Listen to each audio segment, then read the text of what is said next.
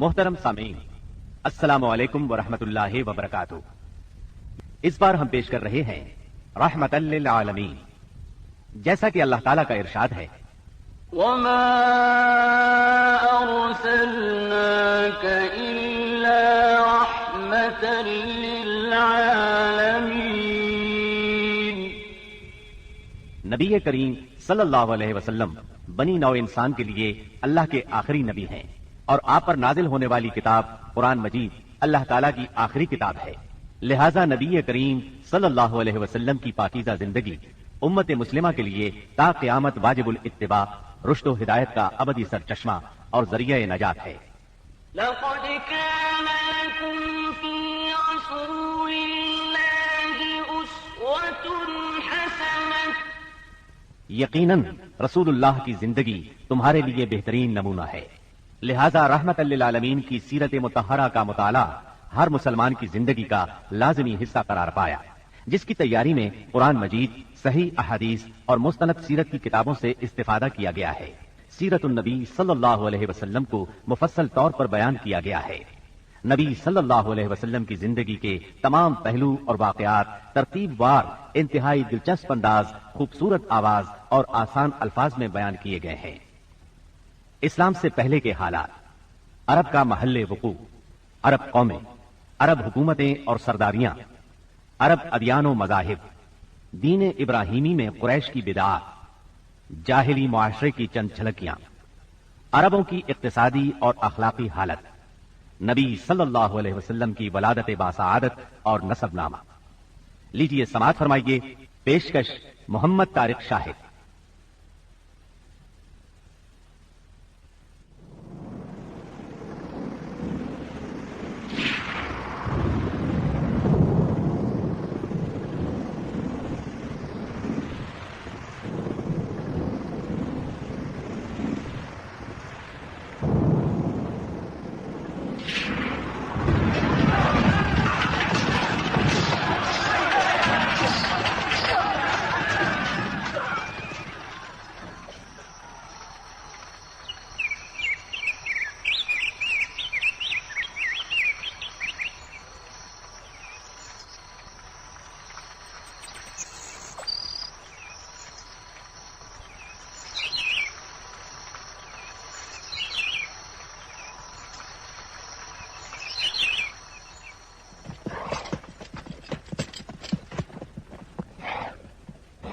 سیرت نبوی کو مکمل طور پر بیان کرنا اس وقت تک ممکن نہیں جب تک اسلام سے پہلے اور بعد کے حالات کا تقابل نہ کیا جائے۔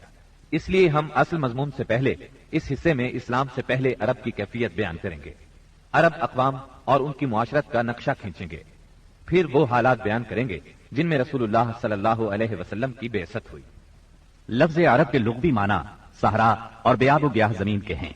عہد قدیم سے یہ لفظ جزیرہ نمائے عرب اور اس میں بسنے والی قوموں پر بولا گیا ہے۔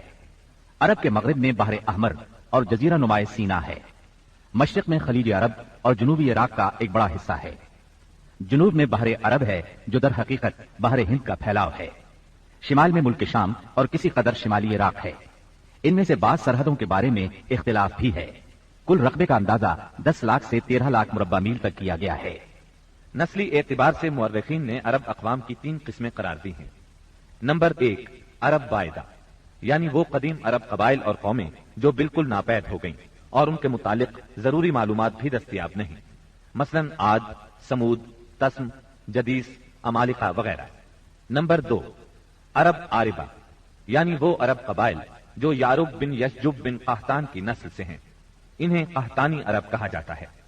نمبر 3، عرب مستعربہ، یعنی وہ قبائل جو سیدنا اسماعیل علیہ السلام کی نسل سے ہیں، انہیں عدنانی عرب کہا جاتا ہے۔ عرب عاربہ یعنی قحطانی عرب کا اصل گہوارہ ملک یمن تھا۔ یہیں ان کے خاندان اور قبیلے مختلف شاخوں میں پھوٹے، پھیلے اور بڑھے۔ ان میں سے 2 قبیلوں نے بہت شہرت حاصل کی، ایک ہمیر جس کی مشہور شاخیں زید الجمہور، قزاع اور سکاسک ہیں، دوسرا کہلان جس کی مشہور شاخیں ہمدان، انمار، مزہج، تے، کندہ، لخم، جزام، ازد، اوس، خزرج اور اولاد جفنا ہیں، جنہوں نے آگے چل کر ملک شام میں بادشاہت قائم کی اور آل غسان کے نام سے مشہور ہوئے۔ عرب مستعربہ کے جد اعلیٰ سیدنا ابراہیم علیہ السلام اصلاً عراق کے ایک شہر اور کے باشندے تھے۔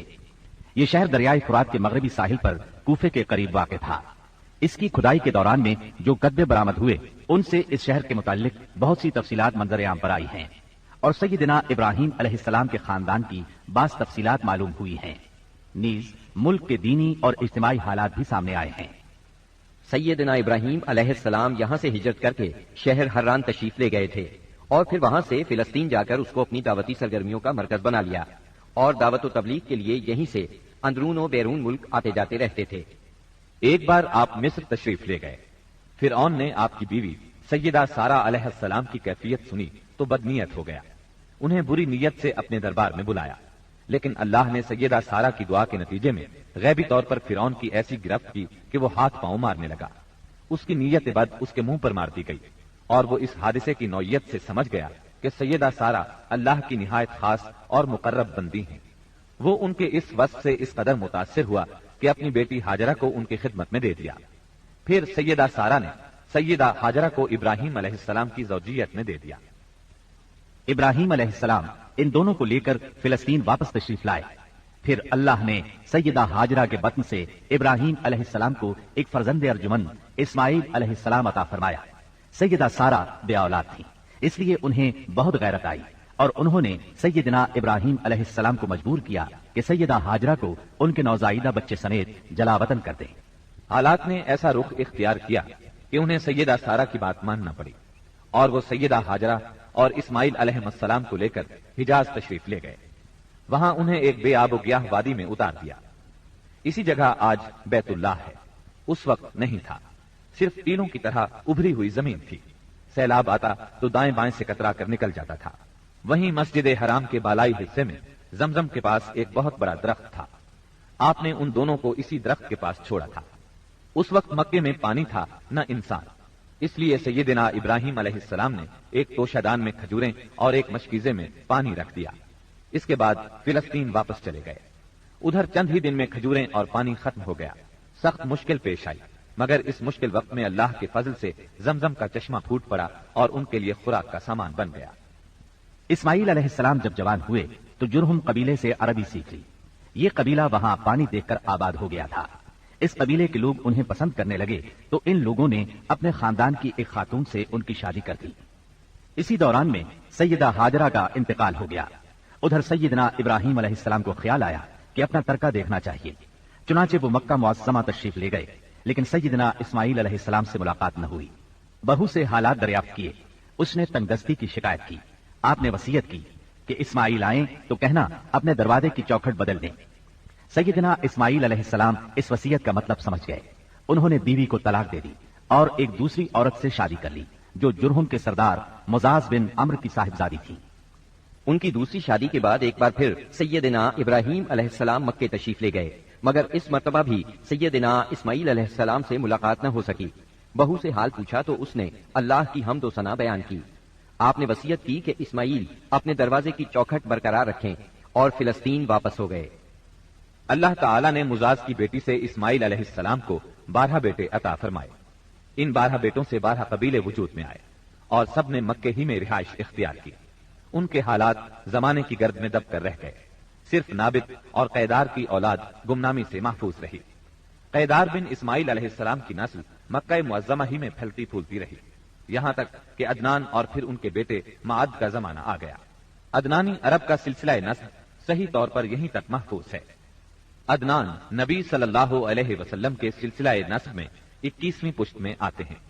بہرحال معد کے بیٹے نزار سے کئی خاندان وجود میں آئے۔ دراصل نزار کے 4 بیٹے تھے اور ہر بیٹا ایک بڑے قبیلے کی بنیاد ثابت ہوا۔ چاروں کے نام یہ ہیں: ایاد، انمار، ربیہ اور مزر۔ ان میں سے آخری 2 قبیلوں کی شاخیں اور شاخوں کی شاخیں بہت زیادہ ہوئیں۔ چنانچہ ربیہ سے اسد بن ربیہ، انزا، عبد القیس، وائل، بکر، تغلب اور بنو حنیفہ وغیرہ وجود میں آئے۔ مزر کی اولاد 2 بڑے قبیلوں میں تقسیم ہوئی۔ نمبر 1 قیس اعلان بن مزر، نمبر 2 الیاس بن مزر۔ قیس اعلان سے بنو سلیم، بنو حوازن، بنو غطفان، غطفان سے افس، زبیان، اشجار اور غنی بن آصر کے قبائل وجود میں آئے۔ इलियास बिन मुजर से तमीम बिन मुर्रा, हुजैल बिन मुद्रिका, बनु असद बिन खुजैमा और किनाना बिन खुजैमा के कबाइल वजूद में आए। फिर किनाना से कुरैश का कबीला वजूद में आया। ये कबीला फिहर बिन मालिक बिन नज़र बिन किनाना की औलाद है। फिर कुरैश भी मुख्तलिफ शाखों में तकसीम हुए। मशहूर कुरैशी शाखों के नाम ये हैं: जुमह, सहम, अदी, मखजूम, तैम, जोहरा और कुसई बिन किलाब के खानदान यानी अब्दुद्दार, असद बिन अब्दुल उज्जा और अब्द मनाफ, ये तीनों कुसई के बेटे थे। इनमें से अब्द मनाफ के 4 बेटे हुए, जिनसे 4 ज़ैली कबीले वजूद में आए, यानी अब्दु शम्स, नौफल, मुत्तलिब और हाशिम। इन्हीं हाशिम की नस्ल से अल्लाह ने हमारे नबी करीम सल्लल्लाहु अलैहि वसल्लम का इंतखाब फरमाया। इब्ने अब्बास रजी अल्लाह अन्हु का बयान है कि रसूलुल्लाह सल्लल्लाहु अलैहि वसल्लम ने फरमाया, अल्लाह ताला ने मखलूक पैदा फरमाई तो मुझे सबसे अच्छे गिरोह के अंदर रखा, फिर कबाइल को चुना तो मुझे सबसे अच्छे कबीले के अंदर बनाया, फिर घरानों को चुना तो मुझे सबसे अच्छे घराने में बनाया। लिहाजा मैं अपनी जात के एतबार से भी सबसे अच्छा हूं और अपने घराने के एतबार से भी सबसे बेहतर हूं। जिस वक्त जजीरतुल अरब पर इस्लाम का सूरज तुलू हुआ, वहाँ 2 किस्म के हुक्मरान थे। एक ताजपोश बादशाह जो हकीकत में मुकम्मल तौर पर आजाद और खुद मुख्तार नहीं थे, और दूसरे कबाइली सरदार जिन्हें इख्तियारात के लिहाज से वही हैसियत हासिल थी जो ताजपोश बादशाहों की थी, लेकिन इनकी अक्सरियत को एक मजीद इम्तियाज ये हासिल था कि वो मुकम्मल तौर पर आजाद और खुद मुख्तार थे।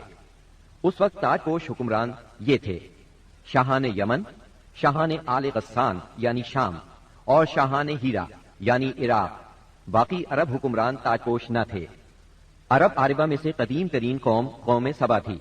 ऊर यानी इराक से जो कतबात बरामद हुए, उनमें 2500 साल कबले मसीह की इस कौम का जिक्र मिलता है, लेकिन इसके उरूज का जमाना 11 सदी कबले मसीह से शुरू होता है। इसकी तारीख के अहम अदवार ये हैं: 650 कबले मसीह से पहले का दौर। इस दौर में सबा के बादशाहों का लकब मकरिब सबा था। उनका पाया तख्त सिरवाह था, जिसके खंडरात आज भी मारिब के मगरिब में 1 दिन के फासले पर पाए जाते हैं। ये खंडरात खुरैबा के नाम से मशहूर हैं। उसी दौर में मारिब के मशहूर बंद की बुनियाद रखी गई, जिसे यमन की तारीख में बहुत अहमियत हासिल है। 650 कबले मसीह से 115 कबले मसीह तक का दौर। इस दौर में सबा के बादशाहों ने मकरिब का लफ्ज छोड़कर मलिक यानी बादशाह का लकब इख्तियार कर लिया और सिरवाह की बजाय मारिब को अपना दारुस सल्तनत बनाया। इस शहर के खंडरात आज भी सनआ से 60 मील मशरिक में पाए जाते हैं। 115 कबले मसीह से 300 ईस्वी तक का दौर। इस दौर में सबा की ममलुकत पर कबीला हिमयर को गलबा हासिल रहा और इसने मारिफ की बजाय रैदान को अपना पाए तख्त बनाया। फिर रैदान का नाम जफार पड़ गया, जिसके खंडरात आज भी शहर यरीन के करीब एक दायरा नुमा पहाड़ी पर पाए जाते हैं। इसी दौर में कौम सबा का जवाल शुरू हुआ। 300 ईस्वी के बाद से आगाज इस्लाम तक का दौर। इस दौर में यमन के अंदर मुसलसल इस्तिराब और इंतशार बरपा रहा। इनकलाबात आए, खाना जंगियां हुई और बैरूनी कौमों को मुदाखलत के मौके हाथ आए। यहाँ तक कि एक वक्त ऐसा भी आया कि यमन की आजादी सल्ब हो गई।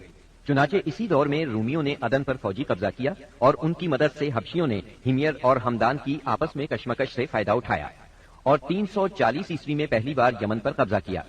ये कब्जा 378 ईस्वी तक बरकरार रहा। इसके बाद यमन की आजादी तो बहाल हो गई, मगर मारिफ के मशहूर बंद में रखने पड़ना शुरू हो गए। यहाँ तक कि 450 ईस्वी या 451 ईस्वी में बंद टूट गया और वो अजीम सैलाब आया जिसका जिक्र कुरान मजीद की सूरह सबा में सैले अरिम के नाम से किया गया है। फिर 523 ईस्वी में एक और संगीन हादिसा पेश आया। वो ये कि यमन के यहूदी बादशाह जूनवास ने नजरान के ईसाइयों पर एक हैबतनाक हमला किया। उन्हें ईसाई मजहब छोड़ने पर मजबूर करने की कोशिश की। जब वो इस पर आमादा न हुए तो जूनवास ने खंदकें खुदवाकर उन्हें भड़कती हुई आग में झोंक दिया। कुरान मजीद की सूरह बुरूज में इसी लर्जाखेज वाक़े की तरफ इशारा मौजूद है। इस वाक़े का नतीजा ये हुआ कि ईसाइयत इंतकाम लेने पर तुल गई। वो पहले ही रूमी बादशाहों की क़यादत में बिला वजह अरब की फतूहात के लिए तैयारी कर चुके थे। अपने इलाकों को वसी करना चाहते थे। उन्होंने हबशियों को यमन पर हमले की तरगीब दी, उन्हें बाहरी बेड़ा मुहैया किया। हबशियों ने रूमियों की शह पाकर 525 ईस्वी में इरियाक की क़यादत में 70,000 फौज से यमन पर दोबारा कब्जा कर लिया। कब्जे के बाद इरियाक ने शाह हब्श के गवर्नर की हैसियत से यमन पर हुक्मरानी की, लेकिन फिर उसकी फौज के एक मातहत कमांडर अब्रहा ने उसे कत्ल करके खुद इख्तिदार पर कब्जा जमा लिया اور شاہ حبش کو بھی راضی کر لیا کہ وہ اس کے قبضے کو تسلیم کر لے۔ یہ وہی ابراہا ہے جس نے بعد میں خانہ کعبہ کو ڈھانے کی کوشش کی اور ایک لشکر جرار کے علاوہ چند ہاتھیوں کو بھی فوج کشی کے لیے ساتھ لایا، جس کی وجہ سے یہ لشکر اصحاب الفیل کے نام سے مشہور ہوا۔ عراق اور اس کے نواحی علاقوں پر سائرس اعظم کے زمانے ہی سے اہل فارس کی حکمرانی چلی آ رہی تھی۔ اس سے کوروش کبیر، خورس یا سائرس ذوالقرنین بھی کہا جاتا ہے۔ اس کا زمانہ 557 تا 529 قبل مسیح ہے۔ اس کے مقابلے میں کسی کو آنے کی ضرورت نہیں تھی، یہاں تک کہ 326 قبل مسیح میں سکندر مقدونی نے دارا اول کو شکست دے کر فارسیوں کی طاقت توڑ دی، جس کے نتیجے میں ان کا ملک ٹکڑے ٹکڑے ہو گیا اور طوائف الملوکی شروع ہو گئی۔ یہ انتشار 230 عیسوی تک جاری رہا۔ اسی دوران میں قحطانی قبائل نے اپنا وطن چھوڑ کر عراق کے ایک بہت بڑے اور شاداب سرحدی علاقے پر بود و باش اختیار کر لی۔ پھر عدنانی لوگ اپنا وطن چھوڑ کر اس طرف آئے۔ انہوں نے لڑ بھڑ کر جزیرہ فراتیہ کے ایک حصے پر اپنا قبضہ جما لیا۔ ادھر 226 عیسوی میں اردشیر نے جب ساسانی حکومت کی داغ بیل ڈالی تو رفتہ رفتہ فارسیوں کی طاقت ایک بار پھر پلٹ آئی۔ اردشیر کے عہد میں حیرہ، بادیات العراق اور جزیرے کے ربیعی اور مزری قبائل پر جزیمت الوضاح کی حکمرانی تھی۔ شاہان حیرہ کے پاس فارسی فوج کی ایک یونٹ ہمیشہ رہا کرتی تھی، جس سے بادیہ نشین عرب باغیوں کی سرکوبی کا کام لیا جاتا تھا۔ یہ بات تو مشہور ہے کہ مکے میں آبادی کا آغاز سیدنا اسماعیل علیہ السلام سے ہوا۔ آپ نے 137 سال کی عمر پائی اور تاحیات مکے کے سربراہ اور بیت اللہ کے متولی رہے۔ آپ کے بعد آپ کے دو صاحبزادگان نابت پھر قیدار یا قیدار پھر نابت، یکے بعد دیگرے مکے کے والی ہوئے۔ ان کے بعد ان کے نانا مزاز بن عمرو جرہمی نے اقتدار اپنے ہاتھ میں لے لیا۔ اس طرح مکے کی سربراہی بنو جرہم کی طرف منتقل ہو گئی اور ایک مدت تک انہی کے ہاتھ میں رہی۔ سیدنا اسماعیل علیہ السلام کا زمانہ قریباً 2000 برس قبل مسیح ہے۔ اس حساب سے مکے میں قبیلہ جرہم کا وجود کوئی 2100 برس تک رہا اور ان کی حکمرانی قریباً 2000 برس تک رہی۔ بنو خزاعہ نے مکہ پر قبضہ کرنے کے بعد بنو بکر کو شامل کیے بغیر تنہا اپنی حکمرانی قائم کی۔ البتہ 3 اہم اور امتیازی منصب مزری قبائل کے حصے میں آئے۔ نمبر 1، حاجیوں کو عرفات سے مزدلفہ لے جانا اور یوم النفر یعنی 13 ذی الحجہ کو مینا سے روانگی کا پروانہ دینا۔ یہ حج کے سلسلے کا آخری دن ہے۔ یہ اعزاز الیاس بن مزر کے خاندان بنو غوث بن مرہ کو حاصل تھا۔ یہ صوفہ کہلاتے تھے۔ نمبر 2، 10 ذی الحجہ کی صبح کو مزدلفہ سے مینا کی جانب افاضہ یعنی روانگی۔ یہ اعزاز بنو عدوان کو حاصل تھا۔ نمبر 3، حرام مہینوں کو آگے پیچھے کرنا۔ یہ اعزاز بنو کنانہ کی ایک شاخ بنو تمیم بن عدی کو حاصل تھا۔ مکہ معظمہ پر بنو خزاعہ کا اقتدار کوئی 300 برس تک قائم رہا۔ یہی زمانہ تھا جب عدنانی قبائل مکے اور حجاز سے نکل کر نجد، عراق کے اطراف اور بحرین وغیرہ میں پھیلے اور مکے کے اطراف میں قریش کی صرف چند شاخیں باقی رہیں، مگر مکے کی حکومت اور بیت اللہ کی تولیت میں ان کا کوئی حصہ نہ تھا، یہاں تک کہ قصی بن کلاب کا دور آیا۔ قصی نے مکے کا بندوبست اس طرح کیا کہ قریش کو مکے کے اطراف سے بلا کر پورا شہر ان پر تقسیم کر دیا اور ہر خاندان کا ٹھکانہ مقرر کر دیا۔ البتہ مہینے آگے پیچھے کرنے والوں کو نیز آل صفوان، بنو عدوان اور بنو مرہ بن عوف کو ان کے مناصب پر برقرار رکھا، کیونکہ قصی سمجھتا تھا کہ یہ بھی دین ہے، اس میں رد و بدل کرنا درست نہیں۔ قصی کا ایک کارنامہ یہ بھی ہے کہ اس نے حرم کعبہ کے شمال میں دار الندوہ تعمیر کیا۔ اس کا دروازہ مسجد کی طرف تھا۔ دار الندوہ دراصل قریش کی پارلیمنٹ تھی، جہاں تمام بڑے بڑے اور اہم معاملات کے فیصلے ہوتے تھے۔ قریش پر دار الندوہ کے بڑے احسانات ہیں، کیونکہ یہ ان کے اتحاد کا ضامن تھا اور یہیں ان کے الجھے ہوئے مسائل احسن طریقے سے طے ہوتے تھے۔ قصی کو سربراہی اور عظمت کے یہ مرتبے حاصل تھے۔ نمبر 1، دار الندوہ کی صدارت، جہاں بڑے بڑے معاملات کے بارے میں مشورے ہوتے تھے اور جہاں یہ لوگ اپنی بیٹیوں کی شادیاں بھی کرتے تھے۔ نمبر 2، لوا یعنی جنگ کا پرچم قصی ہی کے ہاتھوں باندھا جاتا تھا۔ نمبر 3، حجابت یعنی خانہ کعبہ کی پاسبانی۔ اس کا مطلب یہ ہے کہ خانہ کعبہ کا دروازہ قصی ہی کھولتا تھا۔ خانہ کعبہ کی خدمت اسی کے ذمہ تھی، چابی بردار بھی وہی تھا۔ نمبر 4، سقایا یعنی پانی پلانا۔ اس کی صورت کچھ یوں تھی کہ حوض میں حاجیوں کے لیے پانی بھر دیا جاتا تھا، اس میں کچھ کھجور اور کشمش ڈال کر اسے شیریں بنایا جاتا تھا۔ حجاج جب مکے آتے تو اسے پیتے تھے۔ نمبر 5، رفادہ یعنی حاجیوں کی میزبانی۔ حاجیوں کے لیے بطور ضیافت کھانا تیار کیا جاتا تھا۔ اس مقصد کے لیے قصی نے قریش پر ایک خاص رقم مقرر کر رکھی تھی یہ رقم حج کے موسم میں اسے کے پاس جمع ہو جاتی تھی. وہ اس رقم سے حاجیوں کے لیے کھانا تیار کراتا تھا. جو لوگ تنگ دست ہوتے یا جن کے پاس توشہ نہ ہوتا وہ یہی کھانا کھاتے تھے. ان کے علاوہ کچھ اور عہدے بھی تھے جنہیں قریش نے آپس میں تقسیم کر رکھا تھا. ان کی تفصیل یہ ہے. نمبر 1 ایسار یعنی فالگیری، قسمت کا حال دریافت کرنے کے لیے بتوں کے پاس جو تیر رکھے رہتے تھے ان کی تولیت. یہ منصب بنو جمح کو حاصل تھا. نمبر 2 مالیات کا نظم یعنی بتوں کا تقرب حاصل کرنے کے لیے جو نذرانے اور قربانیاں پیش کی جاتی تھیں ان کا انتظام کرنا، جھگڑوں اور مقدمات کا فیصلہ کرنا. یہ کام بنو سہم کو سونپا گیا. نمبر 3 شورا، یہ اعزاز بنو اسد کو حاصل تھا. نمبر 4 اشناق یعنی دیت اور جرمانوں کا نظم. اس منصب پر بنو تیم فائز تھے. نمبر 5 عقاب یعنی قومی پرچم اٹھانا، یہ بنو امیہ کا کام تھا. نمبر 6 قبہ یعنی فوجی کیمپ کا انتظام اور شاہ سواروں کی قیادت، یہ کام بنو مخزوم کے حصے میں آیا تھا. نمبر 7 سفارت، یہ منصب بنو عدی کا تھا. ہم قحطانی اور عدنانی قبائل کے وطن چھوڑنے کا ذکر کر چکے ہیں. ان قبائل میں سرداری نظام رائج تھا. قبیلے خود اپنا سردار مقرر کرتے تھے. قبائلی سرداروں کا درجہ اپنی قوم میں بادشاہوں جیسا تھا. قبیلہ صلح اور جنگ میں بہرحال اپنے سردار کے فیصلے کا پابند ہوتا تھا. سردار کو وہی اقتدار اور اختیارات حاصل تھے جو کسی بادشاہ کو ہوا کرتے ہیں. حتیٰ کہ بعض سرداروں کا یہ حال تھا کہ اگر کبھی وہ بگڑ جاتے تھے تو ہزاروں تلواریں بے نیام ہو جاتی تھیں اور وہ یہ بھی نہیں پوچھتے تھے کہ سردار کے غصے کا سبب کیا ہے. اب رہا سیاسی حالات کا مسئلہ. جزیرت العرب کے 3 سرحدی علاقے تھے.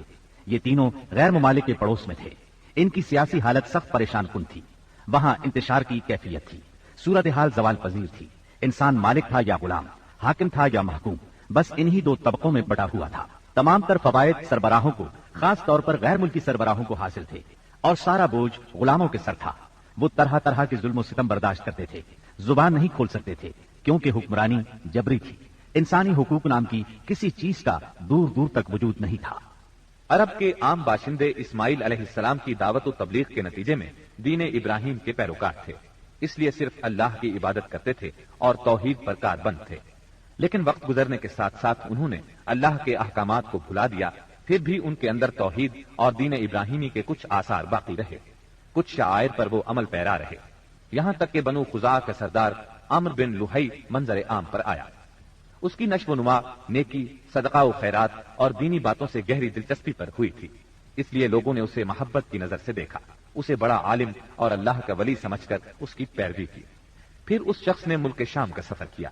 اس نے دیکھا وہاں بتوں کی پوجا ہو رہی تھی. اس نے سمجھا یہ طریقہ بھی اچھا ہے اور برحق ہے کیونکہ ملک شام پیغمبروں کی سرزمین تھی. آسمانی کتابیں وہاں نازل ہوئی تھیں. چنانچہ واپسی پر وہ وہاں سے اپنے ساتھ حبل بت بھی لے آیا اور اسے خانہ کعبہ کے اندر نصب کر دیا اور اہل مکہ کو اللہ کے ساتھ شرک کی دعوت دی. اہل مکہ نے اس پر لبیک کہا. اس کے بعد بہت جلد حجاز کے باشندے بھی شامل ہو گئے. وہ بھی ان کے نقش قدم پر چل پڑے. اس طرح عرب میں بت پرستی کا آغاز ہوا. حبل کے علاوہ عرب کے قدیم ترین بتوں میں سے ایک منات تھا. یہ بحر احمر کے ساحل پر قدیت کے قریب مشلل میں نصب تھا. اس کے بعد طائف میں لات نامی بت وجود میں آیا. پھر وادی نخلا میں عزا کا بت نصب کیا گیا. یہ تینوں عرب کے سب سے بڑے بت تھے. اس کے بعد حجاز کے ہر خطے میں شرک کی کثرت اور بتوں کی بھرمار ہو گئی. کہا جاتا ہے کہ ایک جن عمرو بن لحی کے تابع تھا. اس نے بتایا کہ قوم نوح کے بت یعنی ود، سوا، یغوث، یعوق اور نصر جدہ میں دفن ہیں. اس اطلاع پر عمرو بن لحی جدہ گیا اور ان بتوں کو کھود نکالا. پھر ان کو تہامہ لایا اور جب حج کا زمانہ آیا تو انہیں مختلف قبائل کے حوالے کیا.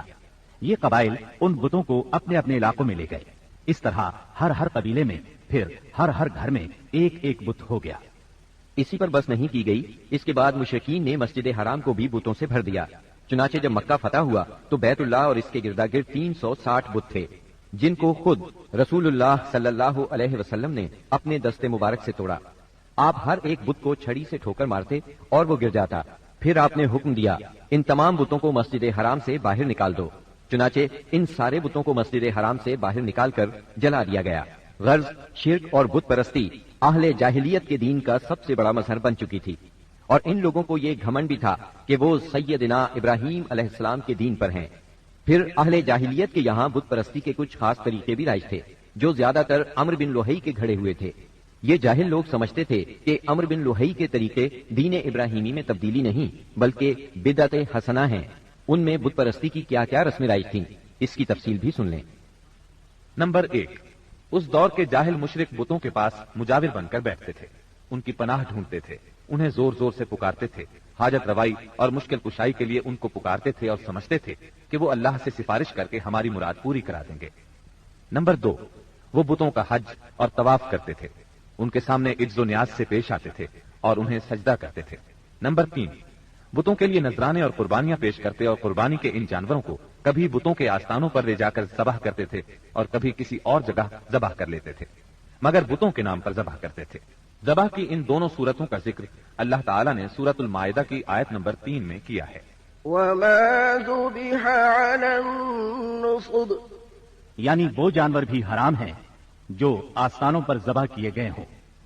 دوسری جگہ یعنی سورہ انعام کی آیت 121 میں فرماتے ہیں، ولا تأكلوا مما لم يذكر اسم الله عليه یعنی اس جانور کا گوشت مت کھاؤ جس پر اللہ کا نام نہ لیا گیا ہو۔